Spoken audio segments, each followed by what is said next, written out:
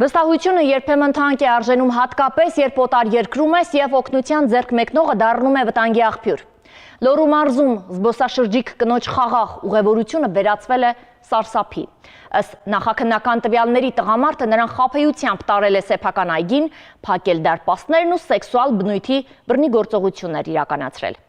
Կնոջ կողմից ցուցաբերած դիմադրությունն ու օգնության կանչը կանխել են ավելի ծանր հետևանքները։ Ամբողջ աշխարհում Հայաստանի Հանրապետությունը ամենաապահով երկրների ցանկում է, բայց արի ուտես, որ 69-ամյա տղամարդը զբոսաշրջիկին վանական համալիր տանելու փոխարեն տարել էր իր տան բակ ու սեռական բնույթի գործողություններ փորձել կատարել վերջինիս նկատմամբ։ 69-ամյա անձը փակում է այգու դարպասները, միայն դրանից հետո տուժողի մոտ կանխազգացում է առաջանում իր նկատմամբ կատարվելիք ենթադրյալ հանցավոր արարքի